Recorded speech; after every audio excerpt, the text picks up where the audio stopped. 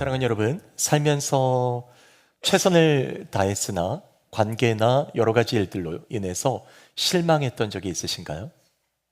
실망이라는 이 감정은 내가 한 일에 대한 자책이나 후회와 함께 느끼는 감정이 될 때도 있지만 또 타인이나 어떤 외부의 환경 때문에, 영향 때문에 경험하는 감정일 때도 있습니다.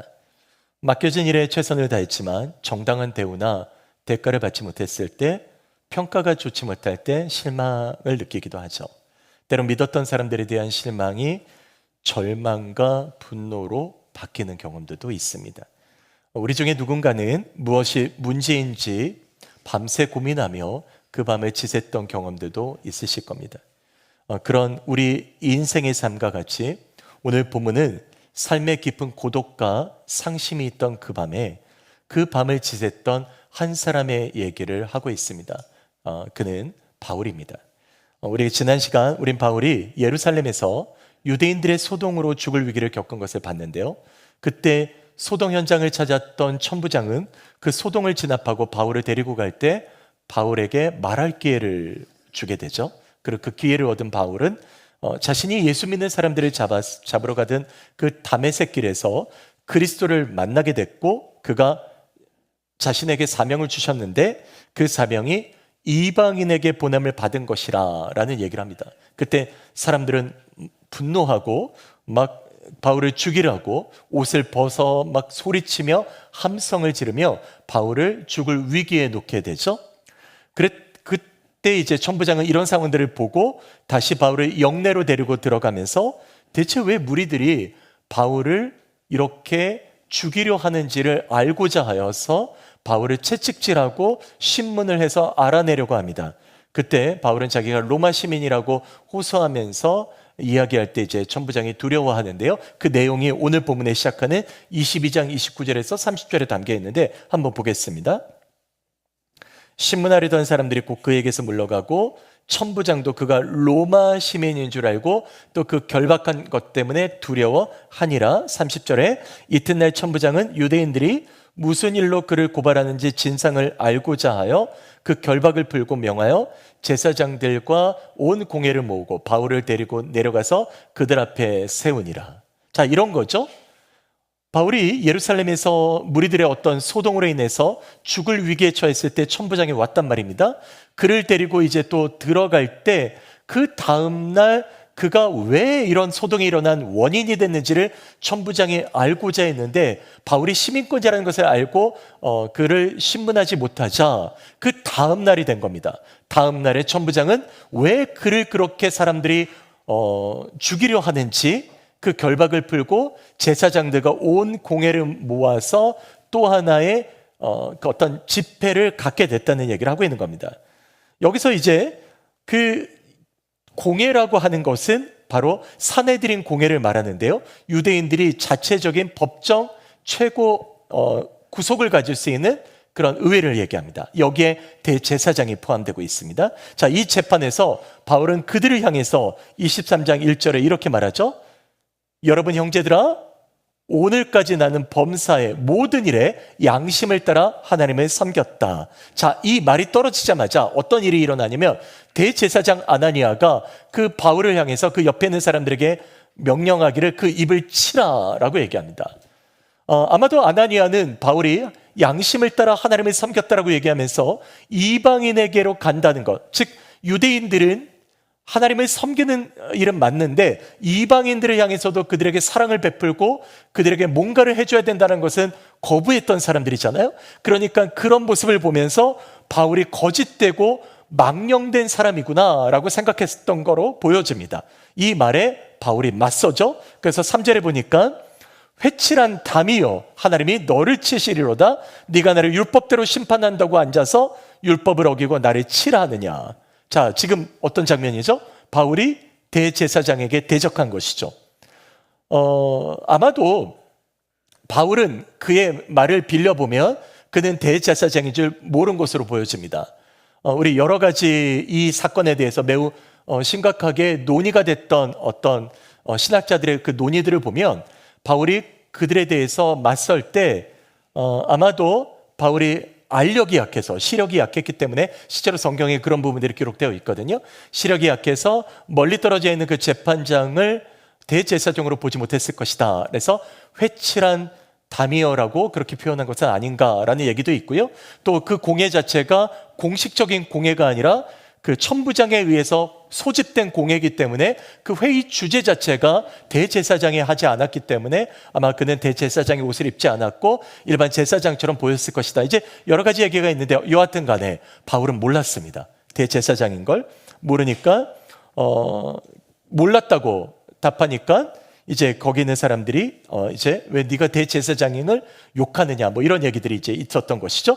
그리고 이제 바울은 그곳에 사두개인과 바리새인들이 앉아 있는 것, 바리새인과 사두개인들이 있는 것을 보고 바울이 자신이 바리새인이었잖아요. 그래서 그들 사이에 논쟁 중 하나인 부활의 문제를 언급하게 됩니다. 나는 바리새인인데 죽은 자의 소망 곧 부활로 인해서 지금 신문을 받고 있다라고 얘기합니다. 자, 이로 인해서 이 바울을 향해 있던 이 집중되어 있던 재판의 결과가 바리새인과 사두개인의 다툼으로 번져가게 됩니다. 그 이유는 바리새인들은 부활도 믿고 천사도 믿고 영도 믿었거든요. 근데 사두개인은 부활도 믿지 않았고 천사도 믿지 않았고 또한 영도 믿지 않았기 때문에 지극히 현실주의자들이었습니다. 그러니까 사두개인과 바리새인들이 이제 논쟁을 벌일 수밖에 없겠던 거죠.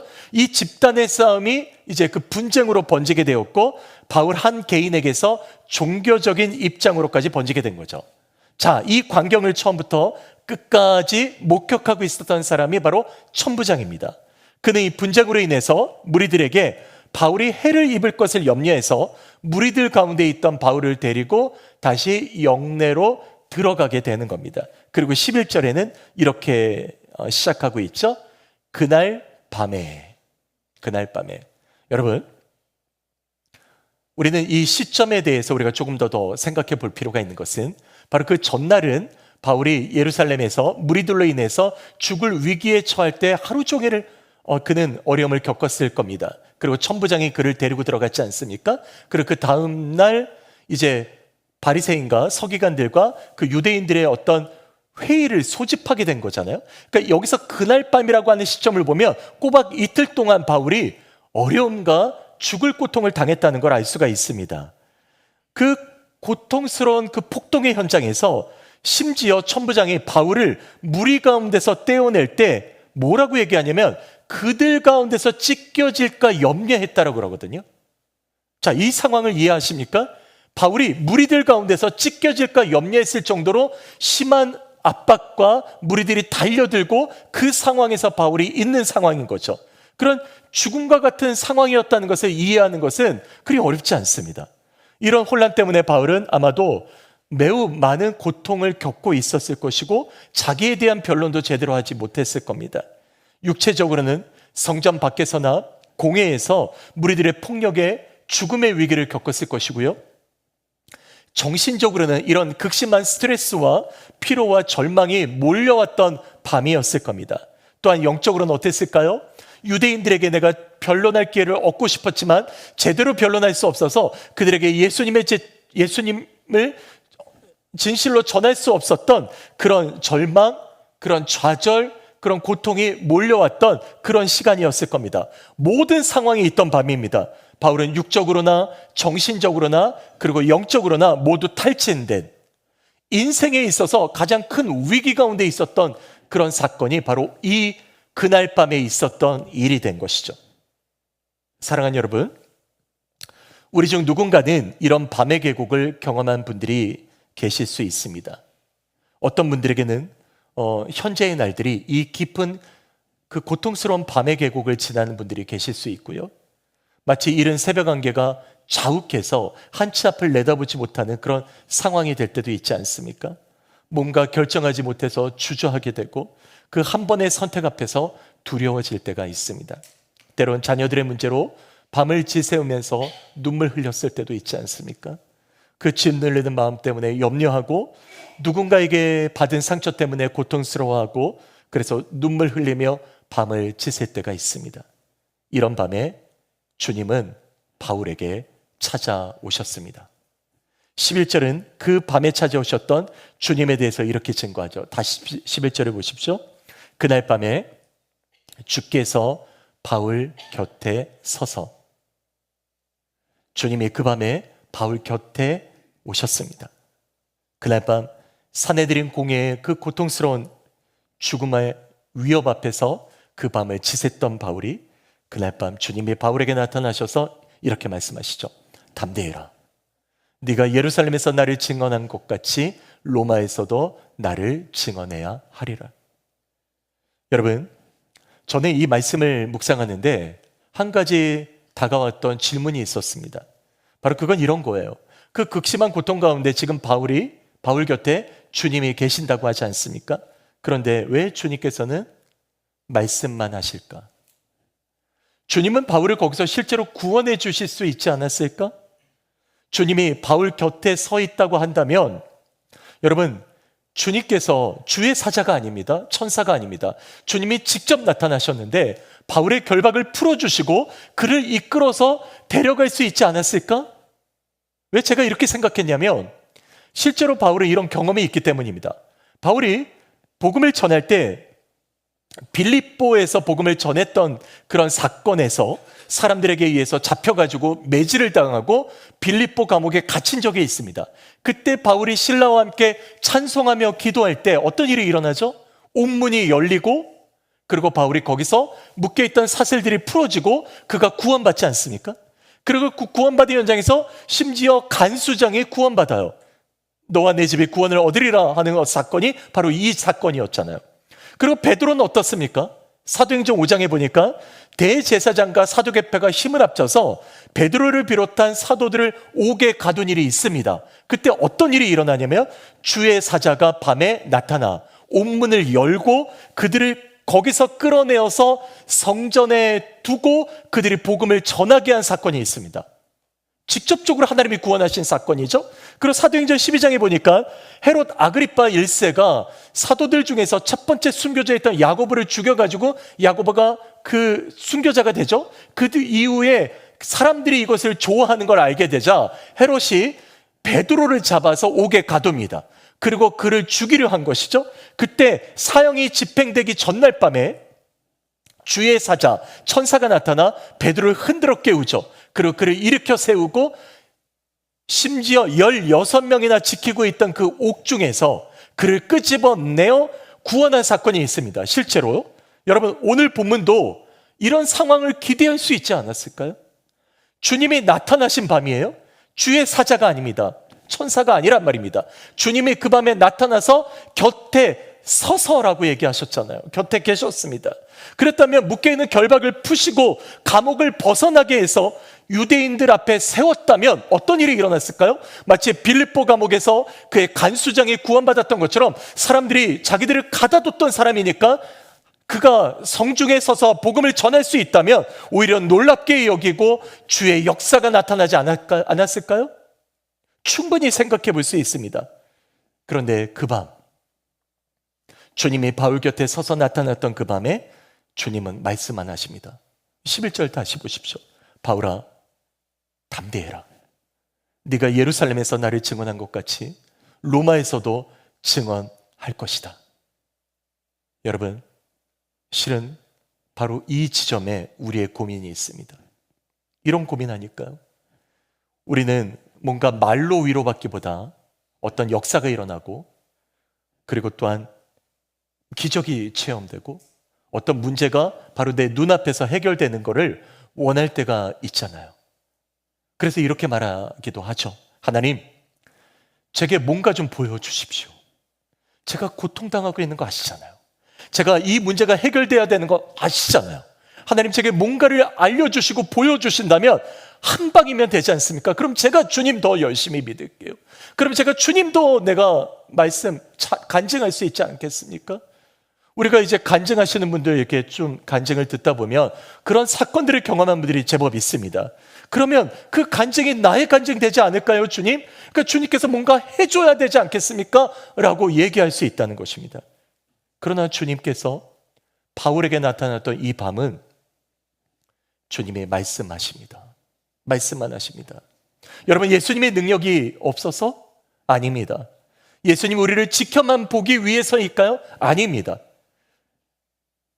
이 밤에 나타나신 주님은 실은 직접 개입하셨으면 좋겠지만 때로는 개입하지 않으실 때 주님이 이 밤에 우리에게 말씀하시는 그 뜻이 있습니다. 여러분, 그것은 바로 인생의 깊은 고난 가운데 우리로 깨닫길 원하시며 알기를 원하시는 주님의 마음이 여기 담겨 있기 때문입니다. 우리는 그 주님의 마음을 오늘 우리가 함께 읽었던 그 11절에 세 단어로 집중해서 볼 수 있습니다. 우리가 여러분 중에 깊은 고난의 밤에 나아가고 때로는 그 고난의 밤 때문에 어려움이 있다면 이 세 단어를 기억하십시오. 우리 먼저 주님의 마음이 담긴 첫 번째 단어는 담대하라입니다. 이는 우리가 어떤 상황과 환경에서도 담대하라는 주님의 말씀인데요, 11절 다시 보시면요, 주님이 바울 곁에 서서 뭐라고 얘기하셨습니까? 담대하라 하시죠. 담대하라. 여러분, 주님이 이 말씀을 하시는 위로가 바로 저와 여러분에게 있게 되기를 주의 이름으로 축복합니다. 여호수아를 한번 생각해 봤습니다. 그는 믿음의 사람인데요, 모세가 죽은 후에 200만 명 이상 되는 그 민족을 이끌고 요단을 건너 가나안으로 들어가야 할 때입니다. 그때 하나님이 그에게 나타나서 여호수아 1장 9절에 이렇게 말씀하시죠. 내가 네게 명령한 것이 아니냐? 마음을 강하게 하고 담대하라. 두려워하지 말라. 놀라지 말라. 네가 어디로 가든지 네 하나님 여호와가 너와 함께 하느니라 하시니라. 여러분, 이 구절에서 반복해서 얘기하고 있는 단어가 있는데요, 이런 단어입니다. 강하라, 담대하라, 두려워 말라, 놀라지 말라. 생각해 보세요. 주님이 말씀하셨다면 한 번만 말씀하셔도 되는데 4번이나 반복해서 지금 말씀하고 있습니다. 왜 그랬을까요? 왜 이렇게 말씀하실까요? 바로 그것은 여호수아가 심히 두려웠다는 겁니다. 너무나도 큰 두려움 가운데 있었다는 거예요. 모세가 죽었습니다. 그리고 그 앞에 남겨진 200만 명 이상의 사람들이 남겨져 있습니다. 여러분, 이 사람들이 데리고 가나안으로 들어가야 될 때 그들이 믿음이라도 있으면 얼마나 좋을까마는 실은 유대인들, 그 이스라엘 백성들은 그 당시에 그렇게 믿음이 좋지 않았습니다. 하나님께서 주신 만나를 먹고 메추라기도 먹고 구름 기둥과 불 기둥으로 인도함을 받았음에도 불구하고 그들은 끊임없이 하나님을 떠나지 않습니까? 끊임없이 원망하지 않습니까? 끊임없이 떠나잖아요. 그런 사람들을 이끌고 가나안으로 들어가려고 하니까 얼마나 두려웠겠습니까? 그때 하나님이 그에게 나타나 말씀하시는 겁니다. 강하라, 담대하라, 놀라지 말아라, 두려워 말라. 여러분, 이렇게 담대하라고 하나님이 말씀하셨지만 그렇다고 해서 이스라엘 백성들이 온전히 여호수아만을 순종할 수 있는가? 실은 그렇지 않습니다. 또 상대해야 될 적들이 없어진 것 또한 아니지 않습니까? 그러나 하나님은 그가 어디로 가든지 무엇을 하든지 그와 함께 하시겠다고 약속하십니다. 누가 없어도요, 여호수아를 돕는 사람이 한 명이라도 없어도요, 한 명도 없어도요, 누가 계신다고요? 하나님이 그와 함께 하시겠다고요. 그와 함께 하시겠다고요. 여러분, 아이들을 데리고 이제 키울 때 놀이공원을 가잖아요. 뭐 우리 한국에선 에버랜드 이런 데가 있고요, 또 디즈니랜드도 있고 또 유니버설 스튜디오도 있고 식스플렉 같은 그 놀이만에 집중된 공원도 있죠. 저희 아이들이 어렸을 때인데요, 이제 식스플렉에 보면 와이월어도 있고 식스플렉 이것도 있는데 와이월어였던 것 같아요. 그 워터파크에 놀러 갔는데 그때 거기서 보면 이제 롤러코스터가 있어요. 이렇게 타보셨나요? 경험이 없으시군요. 롤러코스터를 이렇게 타는데 애들이 타고 싶어 하잖아요. 근데 애들은 무서워서 못 타죠, 실은. 그러니까 저희 아내도 고소공포증이 있어서 못 타니까 이제 제가 아이들을 데리고 타야 되는 겁니다. 그럼 뭐 저야 뭐 무섭지 않겠습니까? 근데 아이들이 지킨다는 마음으로 애들을 혼자 탈 수는 없으니까 애들도 타고 저도 탔습니다. 그리고 애들이 이제 확 올라갔다 확 떨어지니까 어떻게 해요? 와 하고 소리 지르죠. 무섭다고 막 소리 지릅니다. 근데 그래도 아이들이 안심이 되는 건 어떤 건가요? 아빠가 있잖아요. 아빠가 옆에 타고 있잖아요. 그래도 아이들은 그걸 타고 이렇게 내려옵니다. 주님이 담대하라고 하시는 말씀은 이런 거와 같습니다. 우리를 홀로 두지 않으시겠다는 겁니다. 여러분, 세상은 우리를 외면하고요, 세상은 우리를 멀리한다 해도 누가 계시다고요? 주님이 우리와 함께 하신다고요. 그래서 요한복음 16장 33절에 주님은 이렇게 약속하셨습니다. 이 구절 같이 읽을까요? 이것을 너에게 이르는 것은 너희로 내 안에서 평안을 누리게 하려 함이라. 환난을 당하나 담대하라. 내가 세상을 이기었느라. 네, 맞습니다. 이 말씀에서 우리가 담대할 수 있는 것은 환난이 없어서가 아닙니다. 고난이 먼지처럼 사라지지도 않아요. 담대할 수 있는 것은 바로 이미 우리와 함께 하시는 주님께서 세상을 이기셨기 때문입니다. 바로 세상을 이기신 주님이 우리와 함께 하신다고 말씀하십니다. 우리가 당하는 환난과 우리가 겪는 좌절과 실망과 낙심과 어려움이 있어도요, 그 상황과 환경과 감정은 심지어 변하지 않아도요, 이미 이 모든 것을 이기신 주님께서 우리와 함께 하십니다.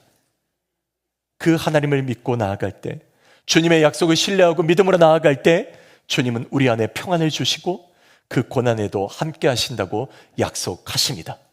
그래서 주님이 우리로 담대하라 이 말씀은요, 바로 주님이 그 고난의 현장에 함께 있겠다 하시는 그 주님의 신실한 약속이십니다. 변치 않는 이 주님을 믿고 나아가는 저와 여러분 되시기 주의 이름으로 축복합니다. 두 번째로요, 그 상심과 고난의 밤에 찾아오신 주님의 마음을 나타내는 단어는요, 바로 증언했다는 것입니다. 다시 11절을 보십시오. 담대하라는 이 단어 뒤에 나의 일을 증언했다라고 얘기하죠. You testified라고 얘기합니다. 여러분, 이 구절은요, 예루살렘에서 바울이 주님에 대해서 증언할 때 주님이 어디 계셨다고 말씀하는 것이냐면 바로 바울 곁에 있었다라고 얘기하시는 겁니다. 실은 이틀 동안 바울의 증언을 보면 이방인에게 보냄을 받았다는 것, 주님에 대해서 그런 말을 했고, 산헤드린 공회에서도 부활을 믿는다는 것 외에 주님에 대해서 특별한 증언을 한 것처럼 보이지 않습니다. 그러나 지금 주님께서는 바울에게 그가 주님을 증언했다라고 얘기합니다. 놀랍지 않습니까? 바울이 특별히 주님에 대해서 증언한 것 같아 보이지 않은데, 자, 무슨 의미일까요? 자, 이것은 다른 말씀이 아니라 이런 겁니다. 바울이 겪고 있는 그 고난 자체가 예수님을 증거했다라는 것입니다. 이 말씀은요, 이런 거예요. 성도인 우리가 환난과 어려움을 겪을 때요, 그 고난은 나만의 고난이 아니라 주님이 함께 하고 계시는 고난이라고 말씀하시는 겁니다. 여러분, 이것이 바로 십자가의 위로와 은혜입니다. 우리는 십자가가 주님을 따르기 위해서 감수하는 커다란 희생과 결단으로 여기는 경향이 있습니다. 물론 십자가는 세상의 것을 거부하고 지불해야 되는 거룩한 희생과 대가가 요구됩니다. 그렇지만 십자가는 결코 이 커다란 희생만을 말하지도 않아요. 디모데후서 3장 12절을 보십시오. 바울이 이렇게 말하죠. 같이 읽어볼까요? 무릇 그리스도 예수 안에서 박해를 받으리라. 맞습니다. 그리스도 예수 안에서 경건하게 살아가고 있는, 하나님의 부르심 앞에서 소망을 가지고 나아가는 그 성도의 삶, 바로 그 자체가 바로 십자가의 삶이라고 얘기합니다. 우리가 거창한 뭔가를 해서가 아니에요. 여러분이 있는 직장에서, 일터에서, 여러분이 있는 가정에서, 여러분이 있는 삶에서 뭔가 거창한, 뭔가 무거운 십자가 지는 것만이 십자가가 아니라 여러분이 그 안에서 하나님의 말씀을 의지하고 살아가는 그 자체가 십자가라고 얘기해요. 그것은 무엇이냐면 You testified, 너희가 나와 함께 그곳에 있었다. 주님이 반대로 얘기하면 그 현장에 늘 주님께서 우리와 함께하고 계시다. 주님은 우리와 늘 함께하고 계신다는 말씀을 하고 있는 겁니다. 바로 이것이 세상과 구별되어 살아가는 성도의 은혜입니다. 20세기 지성으로 알려진 C.S. 루이스에게 지대한 영향력을 끼쳤던 19세기의 스코틀랜드 기독교 작가이며 목사인 조지 맥도날드라는 분이 계신데요, 그가 이런 말을 하십니다. 하나님의 아들은 인간의 고난을 면해주기 위해서가 아니라 그들의 고난이 자신의 고난과 같이 되게 하기 위해 죽기까지 고난 받으셨습니다. 여러분, 이 말은 우리가 겪고 있는 그 고난의 현장에 주님이 같이 계신다는 말입니다. 그 고난에 계시고 우리와 함께 하신다는 이 놀라운 은혜를 여러분 잊지 마십시오. 그러므로 우리가 겪고 있는 고난의 현장은 결코 나만의 것이 아닙니다. 그 고난은 주님이 계시는 현장입니다. 그러므로 주님이 늘 우리와 함께 하신다는 이 사실에 감사하고 위로와 소망으로 살아갈 때 You testified. 주님이 늘 우리에게 이렇게 말씀하시다. You testified. 네가 나를 증언했다. 우리가 주님 앞에 특별한 거 한 건 없지만 그러나 주님이 우리와 함께 하신다라고 그렇게 말씀하고 계십니다. 네가 그렇게 살았지 않니? 그 안에 내가 너와 함께 있었다. 그래서 늘 우리와 함께 하시는 그 주님이 바로 저와 우리 모든 성도의 주님이 되심을 믿고 또한 그 주님 안에 나아가는 주의 성도 되시길 주의 이름으로 축복합니다. 우리 세 번째로요, 그 고난의 밤에 찾아오시는 주님의 마음을 담은 단어는 저는 이 단어에 너무 위로를 받았습니다. 11절의 후반부에 있는데요, 로마에서도 증언하여야 하리라. 여러분, 앞에 You testify라고 얘기했던 것은 바로 사내들인 공회와 예루살렘에서 성 밖에서 바울이 고통받을 때 증언했다라는 말을 하셨다면, 이 구절은요, 이제 네가 로마에서 증언하게 된다라는 말씀이신데요, 바로 여기엔 의미가 있습니다. 바로 그것은 우리에게 주는 위로인데요, 바울에게 이렇게 얘기하는 겁니다. 바울아, 너는 아직 죽지 않아. 바울아, 너는 아직 여기서 사명이 끝나지 않았어. 너는 이제 로마로 가서 나를 증거하게 된다. 바울에게 이게 얼마나 위로가 됐을까요? 그는 정말 죽음과 같은 고통을 겪었던 밤이 아닙니까? 그때 바울에게 주님이 찾아오셔서 아니야, 너는 여기서 끝나지 않아. 너는 이제 로마로 간다 라고 말씀하십니다. 사명이 남겨져 있다는 겁니다. 우리가 아직 예수를 전해야 될 사명이 남겨져 있다는 사실을 확인시켜주고 계시는 겁니다. 네가 로마에 가리라는 이 사명을 붙들고, 그래서 바울이 믿음으로 담대하게 가죠. 여러분, 그렇습니다. 바울에게 하신 주님의 말씀과 같이 오늘 우리가 겪고 있는 깊은 고난의 밤에도요, 주님이 이렇게 얘기하십니다. 담대하라 아들아, 담대하라 딸아, 너는 여기서 끝나지 않아. 너가 그 깊은 고난의 밤에 내가 함께 있고 네가 이제 그 사명의 현장으로 가게 될 거야. 잊지 마, 내가 너와 함께 하고 있단다. 여러분, 이 은혜가 우리 모두에게 있지 않습니까? 여러분, 어떤 마음으로 그 고난의 밤을 지내고 계십니까? 여러분, 잊지 마세요. 고난은 우리가 혼자 겪는 것이 아니라 주님이 함께 하신다고 말씀하십니다. 그래서 어떤 분은 이 고난을 시적으로 표현했는데 이렇게 말씀하세요. 고난은 천국에서 부를 수 없는 노래입니다. 그렇지 않나요? 우리가 천국 가면 고난이 없잖아요. 그러나 이 땅에 남겨준 그 고난의 삶을 살아갈 때 주님은 그 고난과 함께 하신다고 말씀하시죠. 그래서 고난은 천국을 향해 걸어가는 믿음의 훈련장입니다. 그래서 우린 고난에도 고난의 뒤편에 계시는 주님의 인도하심과 그 은혜를 누리게 됩니다. 일부 때 이런 표현을 좀 했는데요, 여러분, 달릴 때요, 바람이 내가 달리는 곳에서 불어오면 잘 달리기 어려워요. 맞바람을 받으면. 그런데 달릴 때요, 바람이 내 등에서 불어오면 어떻게 됩니까? 더 잘 뛰게 돼요. 근데 바람이 오는지를 어떻게 알아요? 바람은 보이지 않잖아요. 느껴지잖아요. 뒤에서 불고 있다는 걸 느껴지잖아요. 하나님이 우리의 고난이 다림질할 때, 다름박질할 때 때로는 넘어질 때도 있어요. 때로는 어려울 때도 있어요. 그러나 하나님께서 우리의 고난의 뒤편에서 우리가 걸어가는 그 뒤에서 우리를 밀어주고 계시다는 사실을 잊지 마십시오. 우리와 늘 함께하고 있다는 사실을 잊지 마십시오. 우리의 질병 가운데도, 우리의 연약한 가운데도, 우리가 깊은 고난의 밤을 지날 때에도 주님이 곁에 서서 우리와 함께하고 있다는 이 사실을 여러분 잊지 마십시오. 주님은 계속 우리를 그렇게 격려하실 겁니다. 계속 우리를 어깨를 두들겨 주실 거고요, 그 밤에 혼자 있지 않다고 말씀하십니다. 그래서 시편 기자가 119편 67절에 이렇게 고백합니다. 같이 읽겠습니다. 고난 당하기 전에는 내가 그릇 행하였다니 이제는 주의 말씀을 지키나이다. 할렐루야. 그렇습니다. 주님, 그 고난이 때로는 힘겹지만 그 고난의 밤에 나와 함께 하시는 주님께서 같이 계시군요. 나와 함께 하시는군요. 그래서 내가 주의 말씀을 지킬 수 있도록 인도하시는군요. 여러분, 이 구절의 말씀처럼 오늘 그 고난의 밤을 지나가고 있다면 여러분 기억하십시오. 여러분, 남편이 나를 알아주지 않아도, 아내가 나를 알아주지 않아도, 내 자식이 나를 알아주지 않아도 그 고난의 밤에 나를 알아주는 분이 계십니다. 바로 그분이 예수 그리스도십니다. 예수님이 나와 함께 하신다고. 내가 너와 함께 있잖아. 내가 너를 지켜주잖아. 함께 하신다고 말씀하십니다. 여러분, 이 주를 붙드는 주님을 고백하는 저와 여러분 되시길 주의 이름으로 축복합니다. 말씀을 마칠까 합니다. 우리가 고난의 밤에 있어야 돼, 그 밤에 기억해야 돼 세 가지 단어를 잊지 마십시오. 하나, 주님은 그 고난의 밤에 우리에게 말씀하시는데 담대해라. 담대해라. 그리고 너와 함께 있지. 너를 지켜주고 있단다 말씀하신다고요. 그리고 주님은 이렇게 말씀하십니다. 내가 너를 봤단다. You testified.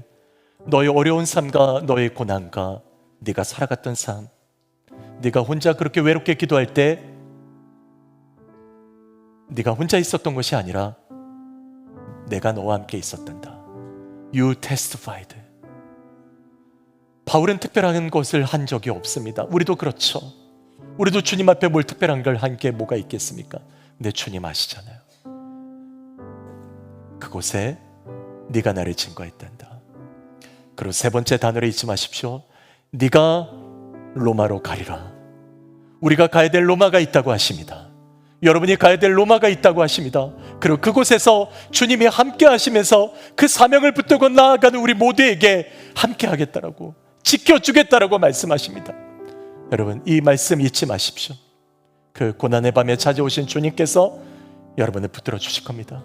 주님, 그런데 나 너무 아파요. 나 지금 너무 몸이 연약해서 너무 힘들어요. 알죠? 주님이 모르시지 않습니다. 그러나 그 밤에도 주님이 함께 하신다고 여러분 믿으십니까? 그 주님 굳게 붙드십시오. 그리고 주님께서 찾아오셔서 일으켜 주실 겁니다. 그리고 그 밤을 지나가게 하실 거고, 아니 밤을 지나갔고 또 밤이 지나간다 하더라도 주님이 여러분과 함께 하신다는 이 사실을 잊지 마십시오. 그러면 주님이 오늘 우리 가운데 놀랍게 인도하심을 만나게 되실 겁니다. 우리 함께 기도할까요? 여러분, 연약한 가운데도 때로는 그 고난의 밤이 있다 하더라도 잊지 마세요. 그리고 그 고난의 밤에 주님이 곁에 서서 말씀하십니다. 담대하라. 내가 세상을 이기었노라. 내가 너를 알고 있다. 내가 너를 도와줄 거야. 잊지 마. 내가 너를 지켜줄 거라고 말씀하십니다. 여러분, 이 시간에 홀로 있었다고 여기십니까? 그렇다면 여러분 주님을 붙드십시오. 그리고 그 시간 주님께서 인도해 달라고, 주님이 회복시켜 달라고 우리 합심해서 우리 마음을 모아서 함께 기도하겠습니다. 하나님, 그렇습니다. 오늘 우리가 상심했던 그 밤, 때로는 우리가 연약해서 시험당한 것 같고 우리 질병 때문에 아파하고 힘들었던 그 밤에 주님 우리를 외면하지 않으시고 우리 곁에 오셔서 담대해라. 내가 너를 도와주리라. 내가 너를 지키리라. 나의 의로운 오른손으로 너를 붙들리라. 주님 말씀하시고 우리에게 다시 한번 소망을 주시는 주님 앞에 나아가게 하심을 감사합니다.